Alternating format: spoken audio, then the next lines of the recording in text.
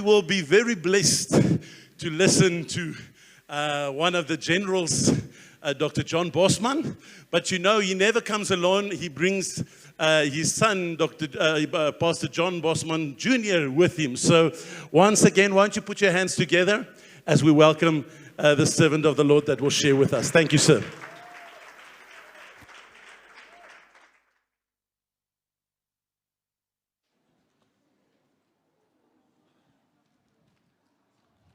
So limited leadership,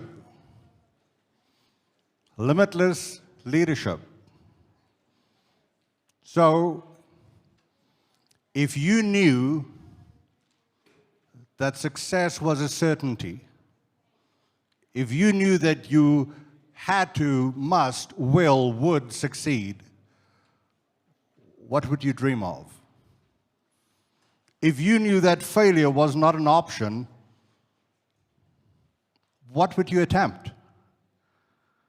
Now, I wish I could tell you that I had a magic wand or silver bullet this afternoon to tell you this is how you're going to cure all your problems and have limitless leadership. Unfortunately, I don't.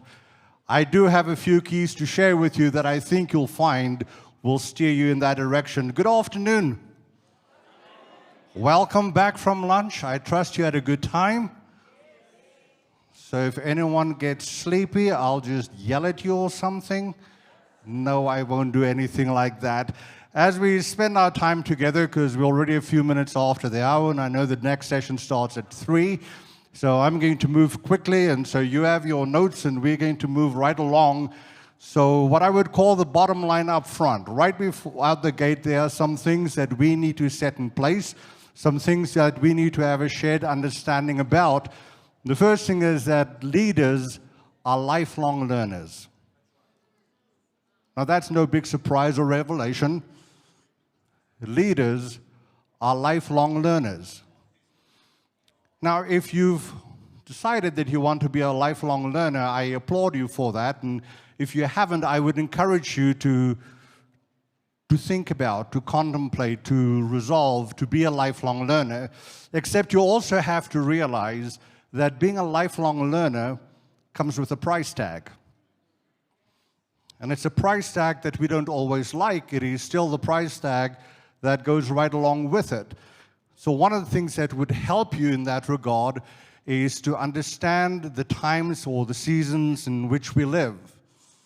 For instance, we live in a time in space right now, and I know it is true to a certain degree in South Africa. It is also true in the US, where we've been living for quite some time, that seemingly everyone is obsessed with their feelings. Now, I'm not suggesting that feelings aren't powerful. They are very powerful. At the same time, feelings aren't facts.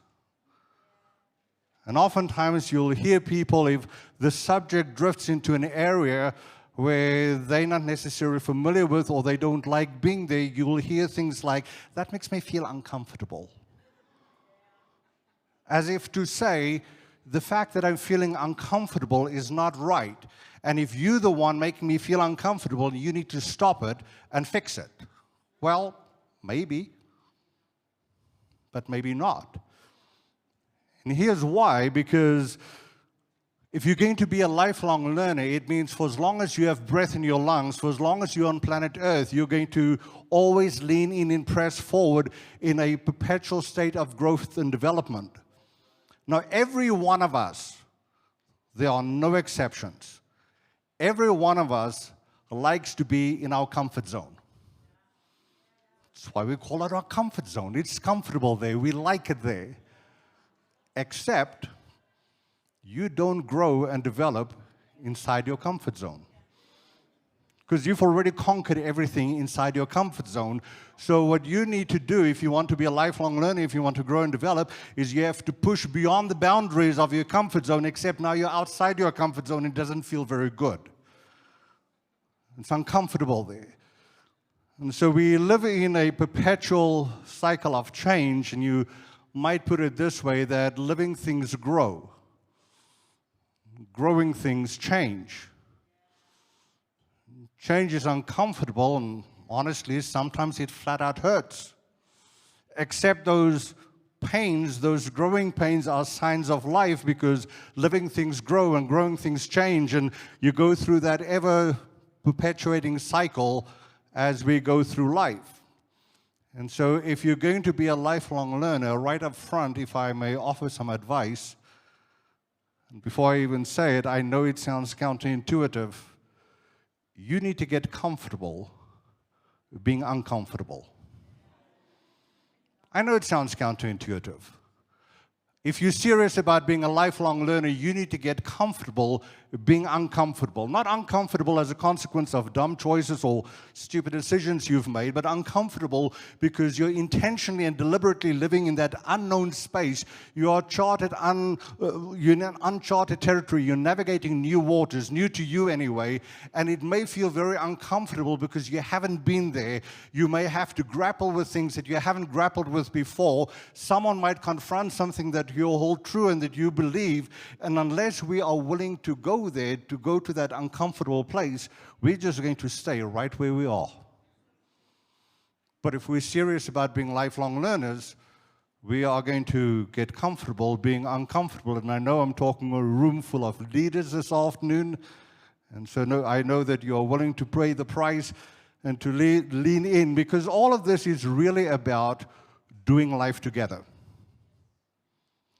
I mean, that one I can actually anchor in Scripture, because it's about the family of faith, and as I'll explain in a second, what I might describe as your family of choice. So Galatians 6, and I'm just going to highlight a few phrases. Galatians 6 verse 9 starts, "So let's not get tired of doing what is good." And then verse 10, "Whenever we have the opportunity, we should do good to everyone, especially those in the family of faith." So I submit to you that our family of faith could and probably should be our family of choice. You see, each of us has a family of origin. We didn't have a choice. We were born into it. And so as you reflect on your family of origin, you may have wonderful memories, or as you reflect on your family of origin, it may conjure some painful memories. But here, as brothers and sisters in Christ, who are part of the household of faith, part of the family of faith, we can be family of choice. We can choose to love each other and to look out for one another like family. And the challenge is, when you do that, you also have to recognize that sometimes, like a real family, you might get sideways. Like a real family, you might fight and you might not like each other real well right now. Now, just because I don't like you doesn't mean I don't love you. It just means I have to work through it and get over it. And so that's very much what a family of choice is about. And it's important for us to understand also that it's not about title and position. So when we talk about limitless leadership, this is where, as leaders, we sometimes have to check our own egos. One of my favorite expressions, originally with Booker T. Washington, more recently with Dr. Rick Rigsby, says, "Ego is the anesthesia that deadens the pain of stupidity." I know you probably want to share that with someone, so I'll run that by you again. Ego is the anesthesia that deadens the pain of stupidity. And if we're honest with ourselves, how many times, even as, and maybe especially as leaders, we dig in our heels on an issue for no other reason than we can. And it's usually after the fact, looking back, that we think, why would I say that? Why would I do that? I'm not even like that. Somehow the worst version of me came out, and if we're honest with ourselves, all too often it's nothing else than an ego run amok. So we need to recognize that it's not about title or position, that we are all in this together. And so as we start this journey, also as leaders especially, have to embrace empathy and vulnerability. Because sometimes we are hesitant, we are cautious to go to that place, because I'm the leader. I have to show that I'm invincible. Nothing touches me. I'm going to be okay. No, no, no, no, no, no, no. Being willing to go to that place of empathy and vulnerability, and like Simon Sinek says, being a leader or leadership is far less about being in charge than it is about caring for those in your charge. So the reason God places us in those positions is not so we can go like, yes, I'm all that, and I have arrived. No, it's a matter of, I am here to care for those that God has placed in my care, to make sure that we keep them safe and that together we go through this journey together. And so sometimes we might struggle with empathy and vulnerability, and at the same time, it is every bit important and essential. Then as you consider reputation and legacy, there's an interesting correlation between the two. The question really isn't whether or not you have a reputation. You have a reputation. We all do. The question is, do you like the one you have? Or do you have the one you want? Similarly, when we talk about legacy, it's really not a question of whether or not you're going to leave a legacy. You're going to leave a legacy. The pressing question is, will you leave a legacy worth remembering? So as we talk about doing life together and being brothers and sisters in Christ, one of the things that really, really help us in the process is this issue of mutual accountability. And even in the private sector, in the business world, it's one of the telltale signs of high-performing organizations that they have open and honest and transparent communication at all levels and mutual accountability. Normally, we okay holding the people who report to us accountable. So if you're in a high position of leadership, you don't mind holding the people who report to you accountable. Of course, when we talk about mutual accountability, it means the followers also get to call their leaders to account. And normally we're okay there too. It is in that mutual peer level accountability where things normally go sideways. When you have a brother or sister who doesn't do what they're supposed to do, or who does something they're not supposed to do, the response is often, you're not the boss of me. Wie het doodgegaan en jou in charge gelos? So it's just a matter of we struggle with that mutual peer level accountability, and that's oftentimes where this whole thing of doing life together goes sideways. It's sometimes our inability to navigate difficult conversations. And I'd like to spend the bulk of the rest of our time this afternoon talking about this issue of navigating difficult conversations, because to the degree that you can learn, and the good news is you can learn, that you can learn how to navigate difficult conversations, it will help you move the needle and move the ball forward significantly toward doing life together effectively, to being part of the family of faith. So right up front, 3 big thoughts for your consideration. Recognize that difficult conversations, or even conflict for that matter, is an opportunity and not something to fear. There's no one-size-fits-all solution. There are many models that will help you in that regard. We're just going to suggest one set of skills to you this afternoon. And then managing the environment often lowers the bar for conflict resolution. The healthier the environment, the easier it is to address conflict, to hold a difficult conversation. So as a leader, regardless of where you serve in leadership in the organization, if all that you did was create an environment of safety and stability and security, you'll make a quantum leap ahead of more than 90% of the people who are in leadership roles. If that's all that you did.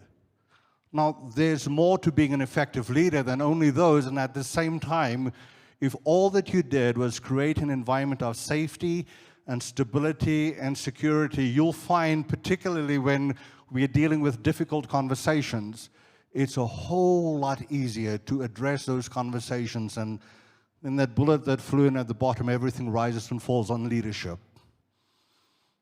Anytime you go into an organization, whatever you find, good, bad, indifferent, the infinite number of points in between, go find your leader. Almost always you'll find your answer. Now, when I say everything rises and falls on leadership, I'm not talking about the senior leader immediately, because there are levels of leadership. And at every level of leadership, everything rises and falls on leadership. Now, invariably, it tends to bubble up to the leader. The point, though, is everything rises and falls on leadership. So as we talk about difficult conversations and conflict for just a moment, maybe a working definition we can settle on this afternoon is that of Dr. Daniel Danis, and it's the next slide, please. It's a condition between or among workers whose jobs are interdependent, who feel angry, who perceive the others as being at fault, and who act in ways that cause a business problem.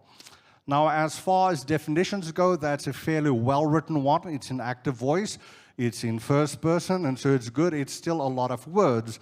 So I had to re-chunk it to wrap my brain around it. And so if you'll flip to the next slide, so we can say it's a condition between or among workers whose jobs are interdependent. So you may know someone that the two of you might as well live on different planets. You see the world that differently, except your lives or your jobs never intersect. So that's not the one that we're talking about. We're talking about when there's an interdependency, and then we say they feel angry, perceive the others as being at fault, and act in ways that cause a business problem. So particularly from a leadership perspective, if something happens in your organization that begins to develop to the point where it either impedes our ability or it begins to threaten our ability to do our work, as leaders, we really have to step into the conversation at that point. Now, that's very much a business environment definition there, so I reworked it on the next slide where maybe for our working definition, we can say it's a condition between or among family members.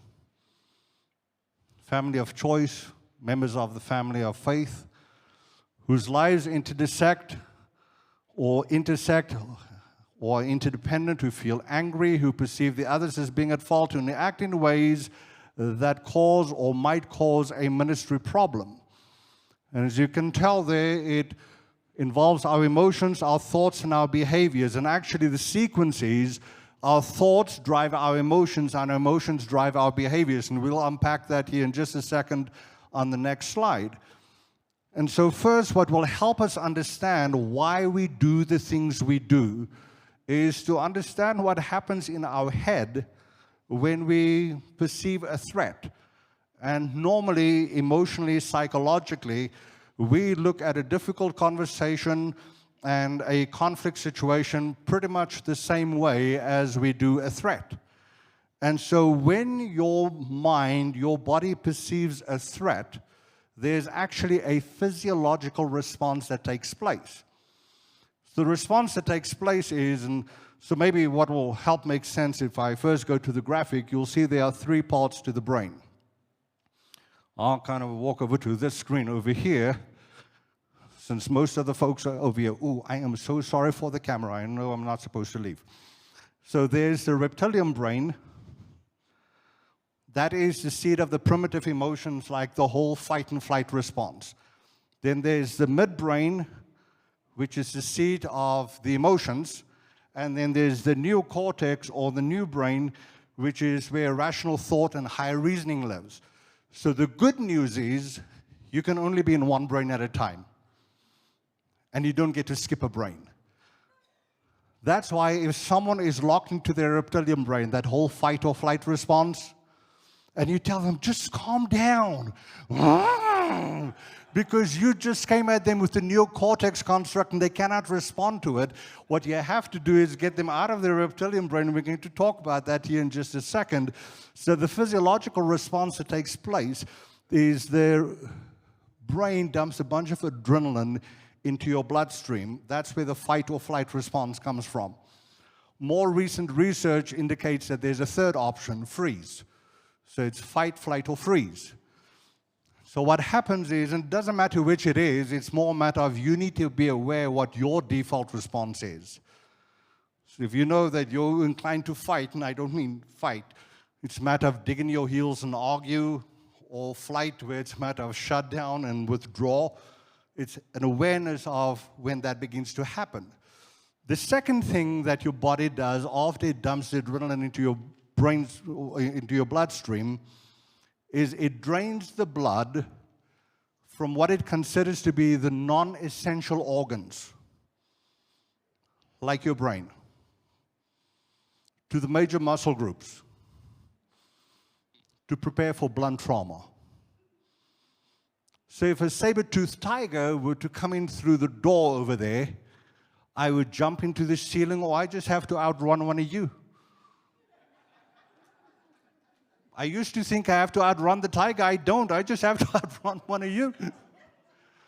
So I might be capable of dealing with that type of threat, but I am poorly equipped to deal with a difficult conversation because the blood that I need is elsewhere in my body.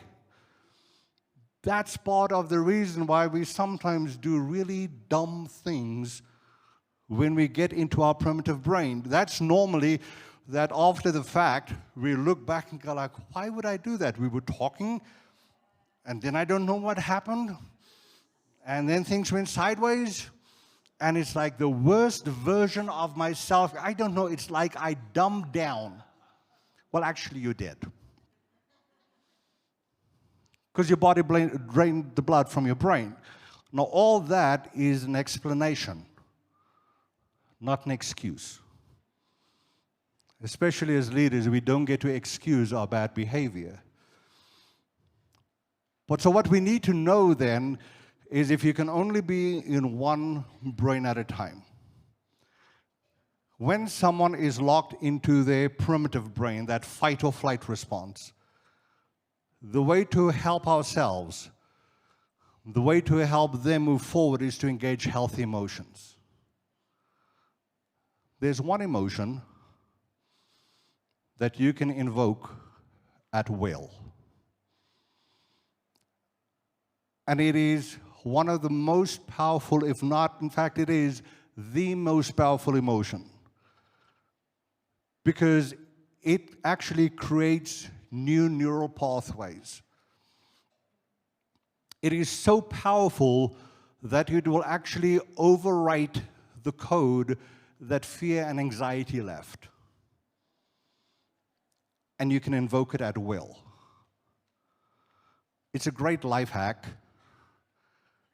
It's particularly good when you're dealing with difficult situations, and that one emotion is gratitude. You figure out how to live with a perpetual attitude of gratitude, it's a great life hack. As it relates to difficult conversations, practicing gratitude, which you can do at will. It is practically impossible to practice gratitude and not engage healthy emotions. So for most people, when we talk about practicing gratitude, and I'll demonstrate it to you here in just a moment, when you think to reflect on the people in your life for whom you're truly grateful, for most people it comes down to spouses and children, close family and friends. So when you find yourself dealing with a difficult situation, or you know you're about to step into a conversation where the odds are high that the wheels might come off, all that you do is you practice gratitude. And I'll demonstrate it to you. So I'm going to stop talking in a second, and I'm going to ask you to trust me in this. And just right where you're seated, just close your eyes and practice gratitude.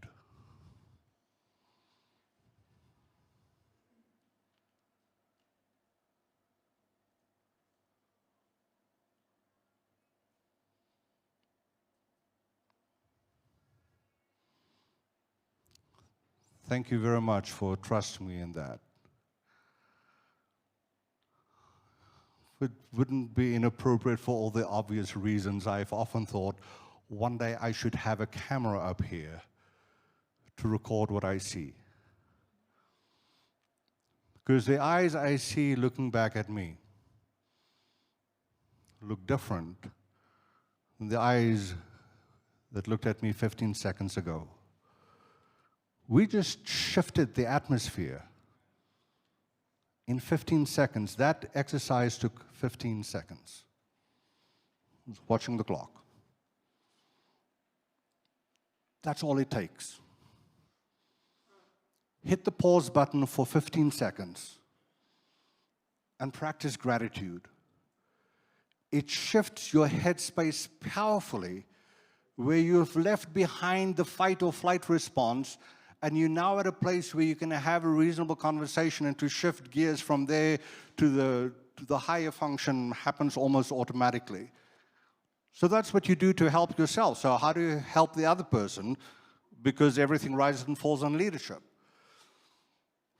There's a construct called the hazardous half minute, and the authors theorize that the way the first 30 seconds of a conversation goes often determine the way that the rest of the conversation is going to go, especially if we're talking about an uncomfortable conversation.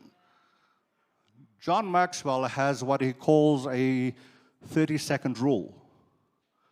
He said, at the beginning of a conversation, any conversation, certainly a difficult conversation, say something kind to the other person about that person.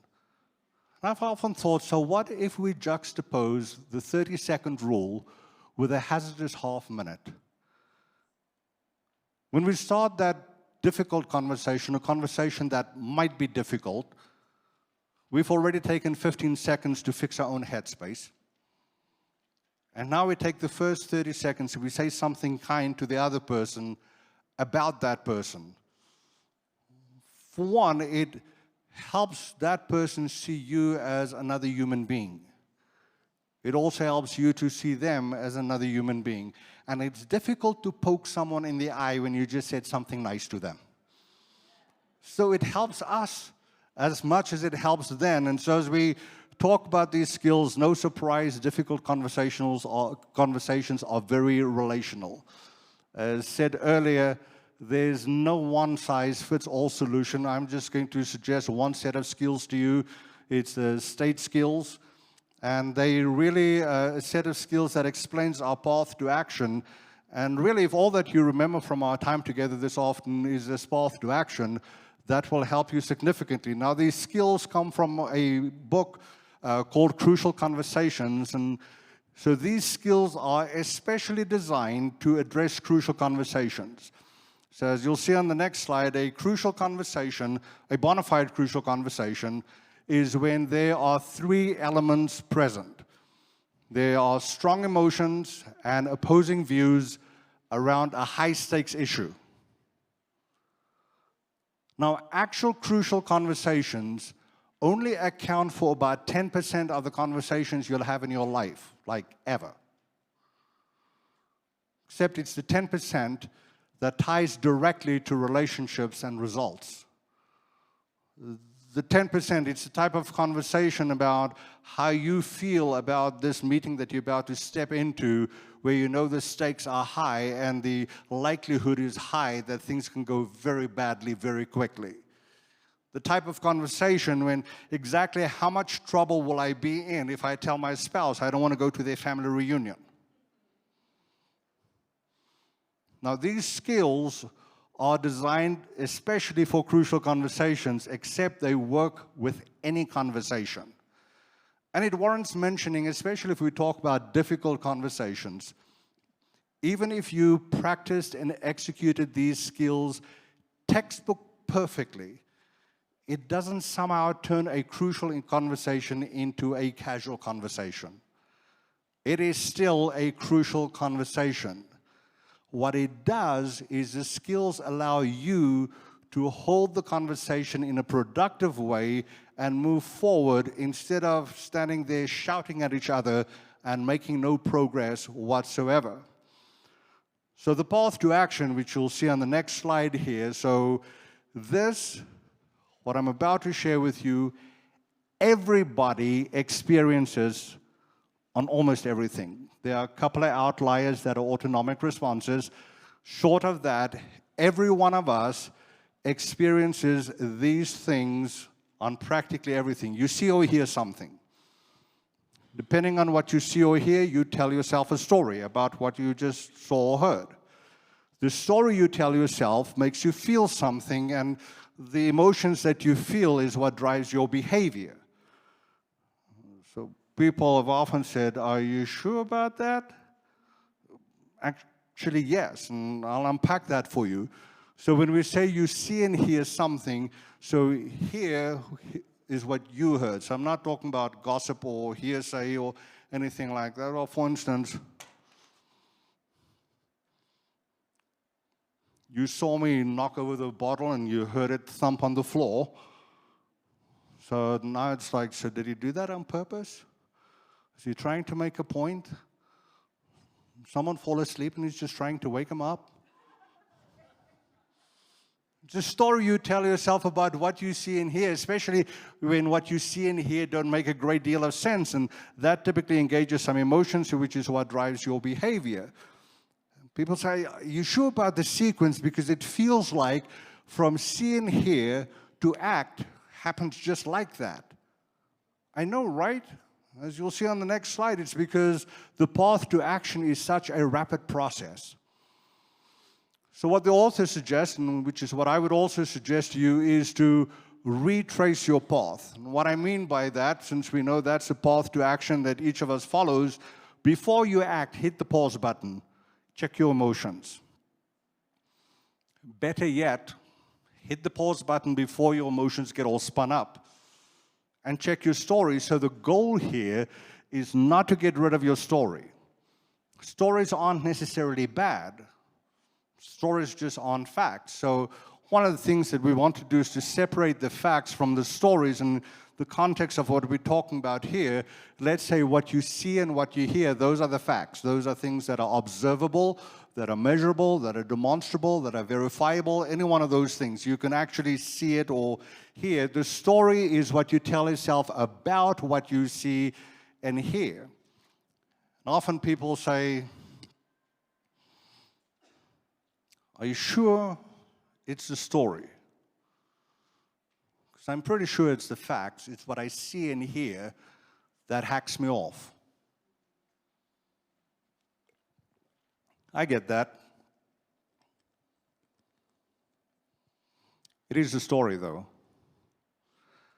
Maybe one of the best examples is a great late Stephen Covey recounts a story in the late 70s, early 80s. He had just finished a presentation in New York City, and he was on the subway on the way back to his hotel. And he was sitting reading a professional journal of sorts when the subway car opened, and a man and 3 young children got on. The guy sat across from the subway car like lights are on, nobody's home. And the 3 kids are all over that subway car. I mean, there's one little boy who seemed to be 10, 11 years old. I mean, he was running around, bumped right into Covey, didn't say sorry, didn't say hi, nothing. Just kept on running around. Dad's just sitting there. Bumps into Covey a second time, and Covey thinks to himself, if this kid bumps into me another time. Well, you know, he's still thinking it, and the kid bumps into him a third time. So he closed his journal, put it down, and said, "Excuse me, sir. You and your kids got on a few stops ago. You've sat there seemingly disengaged, and that one has bumped into me no less than 3 times without as much as a greeting, or an apology, or an acknowledgement. And I cannot help but wonder how this might have played out differently had you been present in this moment." The moment he talked to the guy snapped back into reality, and he said, "You're right. We got on 3 stops ago. We had just left the hospital where my wife, their mom had died. I don't know what to do. I have 3 young children. I don't know what to do next. I guess my kids don't know how to process that either. Sorry we disturbed you." A couple of stops later, they got off and left. Had Covey still been with us today, he would have told you that was a turning point in his life. Because in a matter of seconds, he went from a place of smug, self-righteous indignation to feeling nothing but empathy and compassion for the stranger. Now, interestingly enough, they still got on 3 stops earlier. The dad sat there, lights are on, nobody's home. The 3 kids were still all over the subway car. That little 10, 11-year-old boy still bumped into Covey 3 times. The facts never changed. Once Covey understood the broader context of what he was seeing, he told himself a different story about what was happening. That engaged an entirely different set of emotions and drove entirely different behaviors, which is why it's so incredibly important for us as leaders, for us as brothers and sisters, especially for us as leaders, to make sure we challenge our own story, to make sure that we are telling the right story. So as it relates to the state skills, you'll see on the next slide, some powerful questions that help us challenge our story and reset things. 1, what am I pretending not to notice about my role in the problem? Because usually when things begin to go badly, when we are locked into our primitive brain, regardless of whether it's fight or flight, we are keenly aware of what the other person says and does. I mean, down to details. And we are seemingly clueless about the way that we're showing up. And so that question, what am I pretending not to notice about my role in the problem? So that snarky response that you just got, maybe that was in response to the very unkind thing you said right before. And here's where I need to tread lightly. But I wouldn't be doing my job if I didn't address it. We talk about what am I pretending not to notice about my role in the problem. Now, when I grew up, and I grew up here in South Africa, and I remember it was true, and I'm sure for many of you it was true as well, you don't call people names. You don't label. You don't name call or do any of those things. And somehow it seems we've arrived at a space in time where that's exactly what we're doing. We name it and shame it and label it and blame it, and if that doesn't work, we cancel it. And oftentimes I think we skip this question because here's the problem, and you know what it goes like, oh, they just racist, they just a bigot, they just sexist, they just this phobe or that ism, and the list goes on. I mean, choose your poison. And the problem is, the moment that you choose one of these convenient labels, you shift all the blame to the other person, and you conveniently excuse yourself if you don't entertain this question, because it's like, well, they just rude, always have been, and so now it's their problem, and we excuse ourselves, and if we don't entertain the question, what part do I own? The old expression says it takes 2 to tango. I have yet to find an argument where there's only one person involved. There are usually at least 2 involved, and so as it relates to the other person or the other people, why would a reasonable, rational, and decent person do this?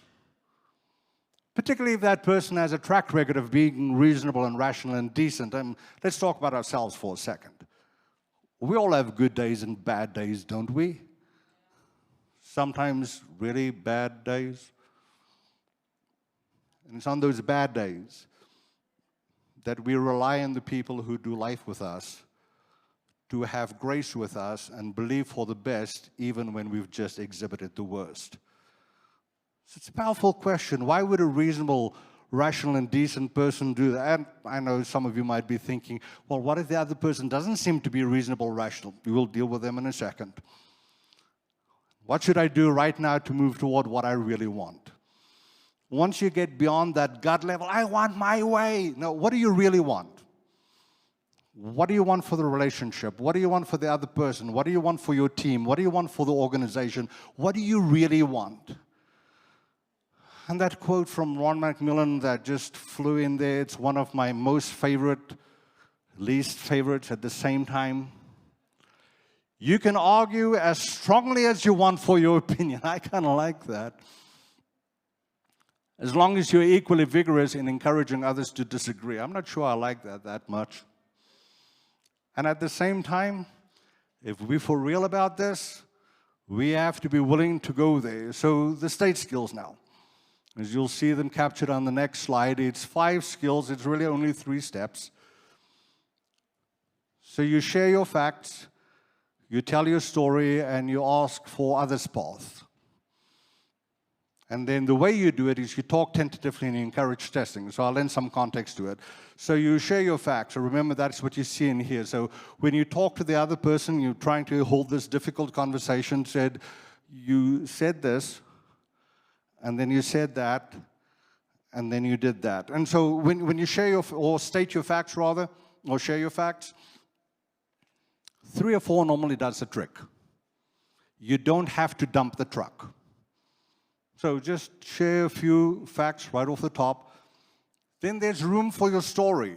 Because I'm sure you've all been in a conversation with someone where they say, so we need to talk about something. They lay out the issue, and you can tell that they are really emphatic and passionate about it. You just have no idea why.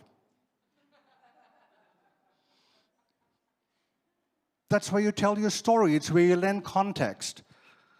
This happened, and this happened, and this happened.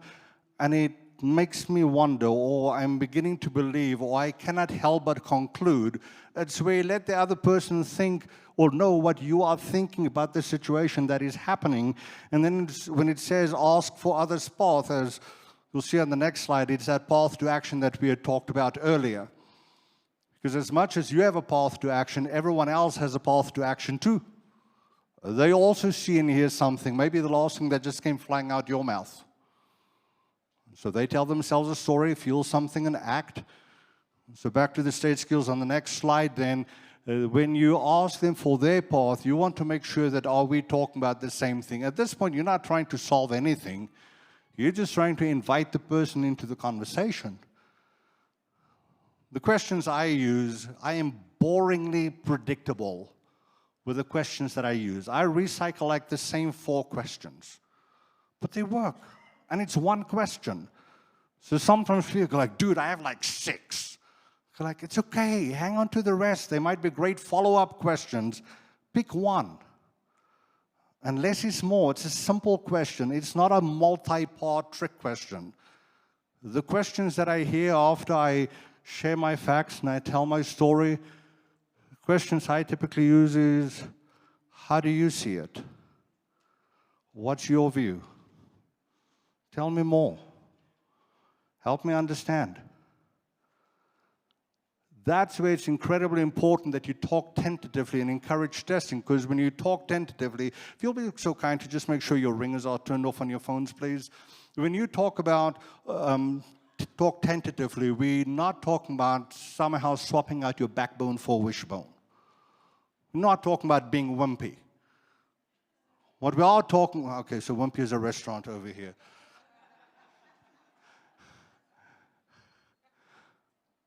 What we are talking about is maybe give up your certainty of the truth, that maybe there's something else at play. I'm pretty sure it's this thing, but is it possible that it might be something else?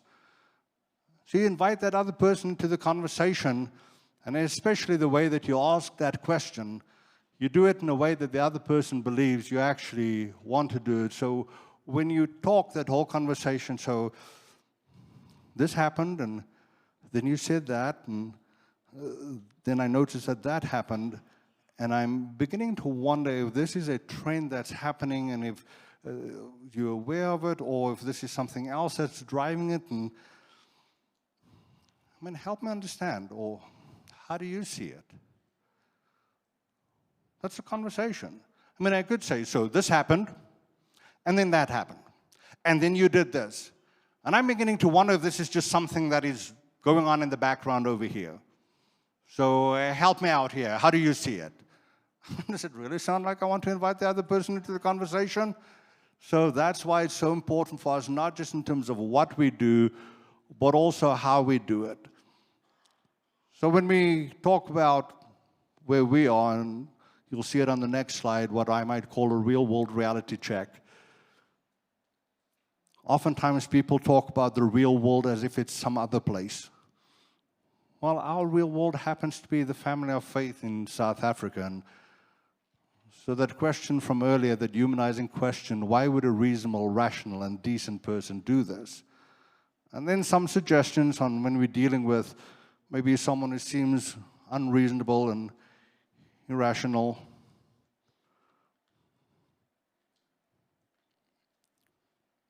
And in tying all those bullets together, Romans 12, verse 16 says, live in harmony with each other. Don't be too proud to enjoy the company of ordinary people, and don't think you know it all. Never pay back evil with more evil. Do things in such a way that everyone can see that you are honorable. Do all that you can to live in peace with everyone. That same verse, verse 18, the NIV says, if it is possible, as far as it depends on you, live in peace with everyone. So I'll let the bullets speak for themselves. I'll just pause for a moment at respecting others' humanity. Even that most difficult person,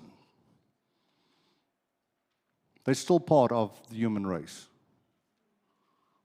That alone requires that we treat them with dignity and respect. You see, it's easy to be nice to someone when they are nice to you. I mean, if someone is nice to you and you don't return the favor, we're not confused. You're the jerk. Thank you for clearing it up. But it's when someone is not nice to you. See, this is where we have to have a little bit of a grown-up conversation. We don't treat people with respect because they are respectful or respectable. It's because we are respectable. That's why we are respectful. Same reason, we don't treat people honorably because they are honorable. We show honor because we are people of honor. So when it comes to things like honor and respect, other people don't get to define our behavior. We define our behavior. Now, this is a lot easier said than done, because that most difficult person, each of you knows at least one person who seemingly has a spiritual gift to push all your buttons in the exact right sequence. That person, in that moment, when they just pushed all your buttons, treat them with dignity and respect then. Treat them honorably then. I think that's what helps us move towards limitless leadership, what helps us move towards a place where we can get to know each other well and where we can do life well together. And if you'll see on the next slide, your church family matters. Since I'm talking to leaders, leadership essentially equals relationship. Relationships matter. And a good friend of mine on the next slide says, if you're going to be great at relationships, if you have any hopes of being great, you must master two things. You must be, or at least learn to be, a great apologizer and a great forgiver. And it's not easy. Simple, yes. Be a great apologizer, be a great forgiver. Putting that into practice, and as we flip back to or flip forward to the next slide, relationships really matter. And it's all about relationships. So as we wrap up our time together, let's do life together well. Family of faith, God's family. And I have a suggestion on how we might do that. As you'll see on the next slide, for decades, my dad said, "Mine in the beginning, what matters in the end." I think the earliest I remember was in 1980, when he started saying, "Mine in the beginning, what matters in the end."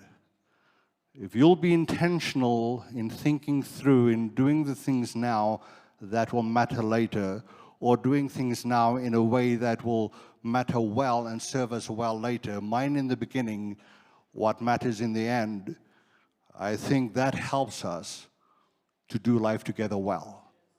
That helps us to move together forward. And as the final slide in the deck says, everyone wins when a leader gets better. Or differently put, when a leader gets better, everyone wins. God bless you. Enjoy the rest of the day in your conference. Amen.